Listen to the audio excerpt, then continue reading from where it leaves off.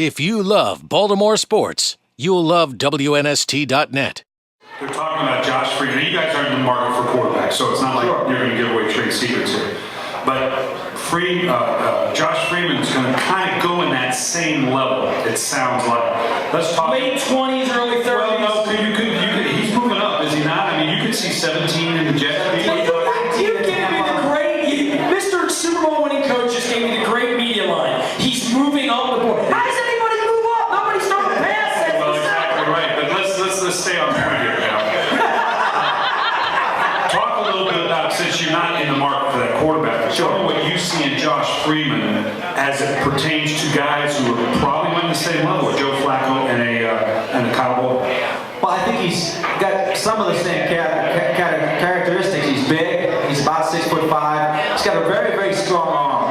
Now, I think in terms of Flacco and Kyle, in my mind, didn't make as many mistakes. Freeman makes a lot of mistakes on tape. I see him forcing a lot of balls, particularly down the red zone, not always accurate with his passes. To me, Joe, I think Joe, if I'm not mistaken, only had about 7 interceptions his senior year.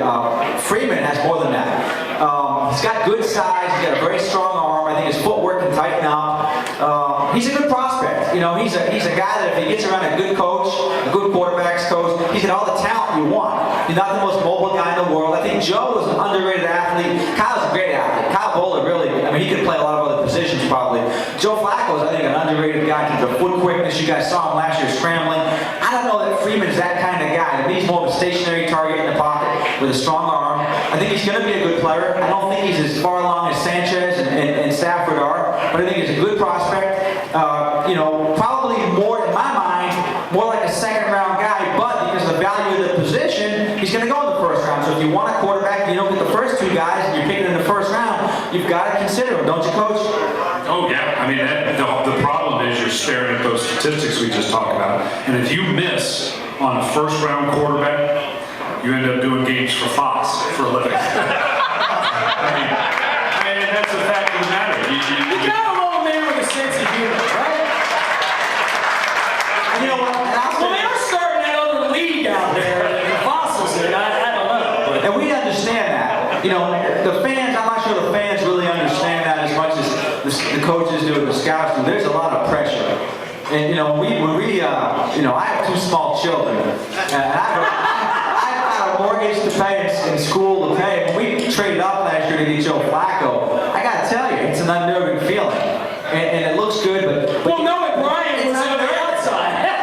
it's unnerving. But when we traded up to get Kyle Bowler, you know, Coach understood, and I understood that, you know, we're going to be tied to this move forever. You know, and we it was very aggressive. It's funny how Kyle Bowler's his pick, but not yours. No, it's my pick too. It's our pick. As an organization, we drafted Kyle Bowler, and so you know, you learn. You know, you learn from that. You learn your lessons. You study. You see what went right and what went wrong. Okay. Got to move forward. I got a question for you, because what we're going to do for the network, there's a lot of interest. We have 5 hours, even before the draft starts. And we're doing So you're starting your draft coverage at like 11 in the morning? Correct. So there's a lot of subject matter to cover. Let me ask this. I'm interested in Eric's answer to this, because one of the topics we're going to talk about, you are now, I hate to do this to you, you're the general manager of the Detroit Lions. Now, think of it, you got the first pick. I know your coach is Now this has nothing to do with how good, really, Matthew Stafford is or isn't. Because we just established, right? It's a crapshoot. If you're the Detroit Lions, the worst franchise in the National Football League, and you, Eric, you know better than anybody, you miss on a first-round draft twice, it costs the organization dearly. Well, Mike Nolan's job's gone because he missed on a quarterback. I mean, And not even quarterback, but if now you make it a first-round missed quarterback, it's lethal. Can the Detroit Lions, with all, admitting, we're admitting, at best it's a 50-50 crapshoot, can you take a quarterback with the first, can you take Matthew Stafford? If you love Baltimore sports, you'll love WNST.net.